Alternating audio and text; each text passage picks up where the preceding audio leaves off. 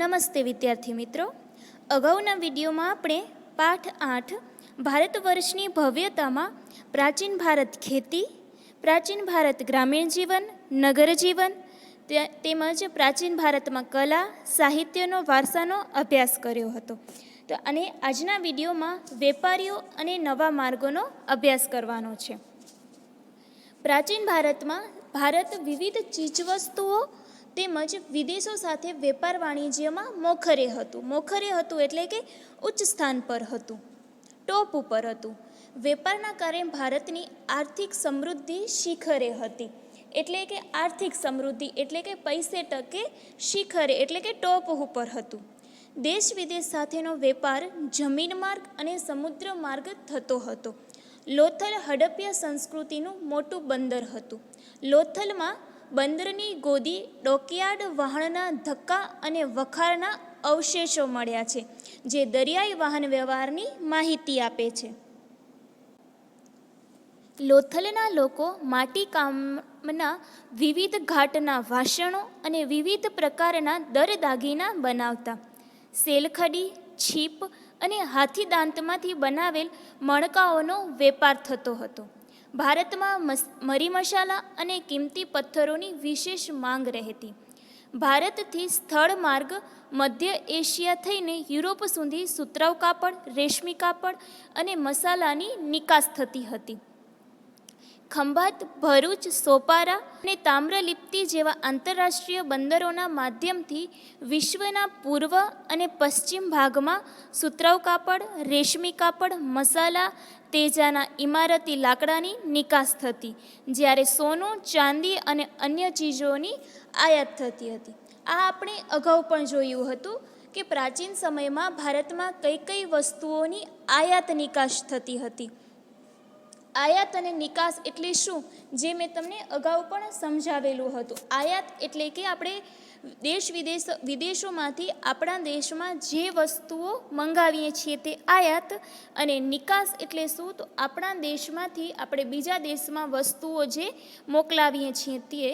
તો પ્રાચીન સમયમાં ભારતમાંથી સુતરાઉ કાપડ, રેશમી કાપડ, મસાલા, તેજાના ઇમારતી લાકડા વગેરેની નિકાસ થતી, જ્યારે સોનું, ચાંદી અને અન્ય વસ્તુઓની આયાત થતી હતી.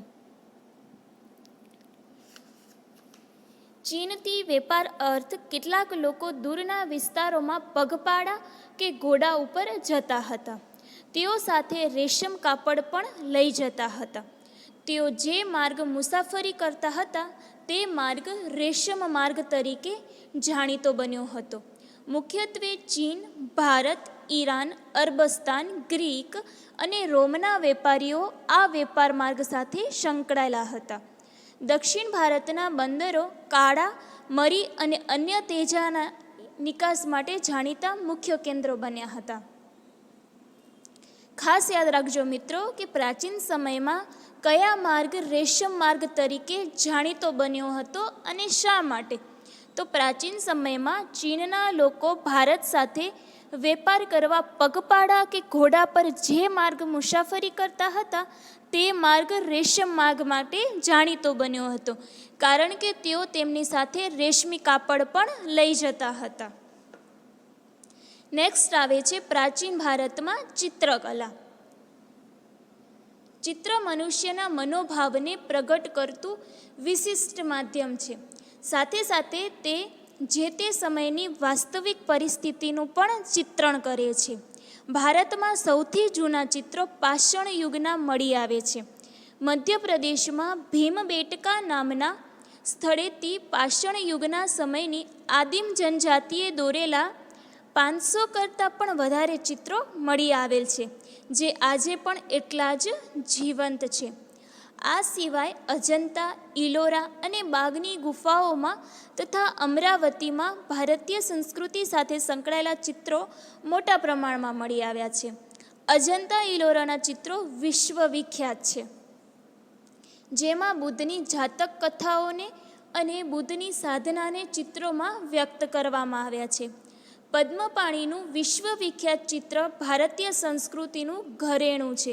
તે ઇલોરાના શિવ મંદિર, એક જ શિલામાંથી કોતરેલું મહાન શિલ્પ છે. એક ખાસ યાદ રાખવા જેવો પ્રશ્ન મિત્રો કે પ્રાચીન સમયના ગુફા ચિત્રો કઈ કઈ જગ્યાએથી મળી આવ્યા છે? તો પ્રાચીન સમયના ગુફા ચિત્રો મધ્યપ્રદેશમાં ભીમબેટકાની, મહારાષ્ટ્રમાં અજંતા ઇલોરાની અને અમરાવતીની અને બાગની ગુફાઓમાંથી મળી આવ્યા છે. નેક્સ્ટ આવે છે પ્રાચીન ભારતમાં શિલ્પ અને સ્થાપત્ય. હડપ્પા સભ્યતામાં જોવા મળતું નગર આયોજન અને ભારતીય સ્થાપત્યના વિશ્વ પ્રસિદ્ધ નમૂના છે. એક સમાન નગર રચના, સ્નાનાગર, અનાજના કોઠાર, ઔદ્યોગિક એકમો અને વરસાદી પાણીનો પ્રબંધ સાથે સંકળાયેલ અનેક સ્થાપત્યોનો હડપ્પા સભ્યતા સાથે સંકળાયેલા છે. ખાસ યાદ રાખજો, હડપ્પા સભ્યતાના નગર આયોજનની વિશેષતા કઈ હતી? તો આયોજનબદ્ધ નગર રચના અને મકાન વ્યવસ્થા, સ્નાનાગર, અનાજના કોઠાર, જાહેર રસ્તાઓ, ગટર વ્યવસ્થા અને વરસાદી પાણીના સંગ્રહની વ્યવસ્થા વગેરે હડપ્પા સભ્યતાના નગર આયોજનની વિશેષતાઓ હતી, જે પ્રાચીન ભારતનો ઇજનેરી કળાનો ઉત્તમ નમૂનો ગણાય છે. આ સ્થાપત્યોમાં ગુફા સ્થાપત્ય, મંદિર સ્થાપત્ય અને મહેલોના સ્થાપત્યનો સમાવેશ થાય છે. ગુફા સ્થાપત્યોમાં બારાબારની પહાડીઓ, નાસિકના ગુફા શિલ્પો, અજંતા અને અમરાવતીના ગુફા શિલ્પોનો સમાવેશ થાય છે. ખાસ યાદ રાખજો, ગુફા સ્થાપત્યોમાં કયા કયા સ્થાપત્યોનો સમાવેશ થાય છે? તો ગુફા સ્થાપત્યોમાં બારાબારની પહાડીઓ, નાસિકના ગુફા શિલ્પો, અજંતા ઇલોરા અને અમરાવતીની ગુફા શિલ્પો વગેરેનો સમાવેશ થાય છે. શિલ્પકલામાં મૂર્તિકલાનો ભારતમાં પૂર્ણપણે વિકાસ થયો હતો. મૂર્તિકલામાં બે કળા શૈલીનો પ્રાચીન ભારતમાં પ્રચલિત હતી. એક તો ગાંધાર કલા, જે ગ્રીક અને ભારતીય કલા શૈલીનો સંગમ હતી. ગાંધાર કલામાં એ ગ્રીક અને ભારત કલા શૈલીનો સંગમ, એટલે કે તેમાં બંને સાથે જોવા મળતી ગ્રીક અને ભારતનું. ઉત્તર પશ્ચિમ ભારતમાં અફઘાનિસ્તાનમાં આવેલા તક્ષશિલા અને ગાંધારમાં આ કલા શૈલીના અનેક નમૂના મળ્યા છે. તેમાં બુદ્ધની મૂર્તિઓ મોટા પ્રમાણમાં બની હતી. બુદ્ધની વિશાળ પ્રતિમાઓ આ કલા શૈલીમાં બામિયાન અને ચારસડ્ડામાં જોવા મળે છે. અને બીજી છે અન્ય કલા શૈલી સંપૂર્ણ ભારતીય છે, જે મથુરા કલા તરીકે ઓળખાય છે. તેમાં પણ સૌપ્રથમ બુદ્ધની મૂર્તિઓ બની. ત્યારબાદ મથુરા કલા શૈલીમાં હિન્દુ દેવી દેવતાઓની મૂર્તિઓ બનવા લાગી. અમરાવતી, અજંતા, નાસિક, સારનાથમાં પણ મૂર્તિકલાના નમૂના પ્રાપ્ત થયા છે. ખાસ યાદ રાખજો કે પ્રાચીન ભારતમાં મૂર્તિકલાની શૈલીઓ કેટલી અને કઈ કઈ હતી? તો પ્રાચીન ભારતમાં મૂર્તિકલાની બે શૈલીઓ હતી. એક તો ગાંધાર કલા શૈલી અને બીજી મથુરા કલા શૈલી. તો આજના વિડીયોમાં મિત્રો આપણે વેપારીઓના નવા માર્ગો, પ્રાચીન ભારતમાં ચિત્રકલા અને પ્રાચીન ભારતમાં શિલ્પ અને સ્થાપત્યોનો અભ્યાસ કર્યો. તમારે વિડીયો જોઈ અને ઘરે પાઠ્યપુસ્તકમાંથી પણ તમારે વાંચવાનું રહેશે. અસ્તુ.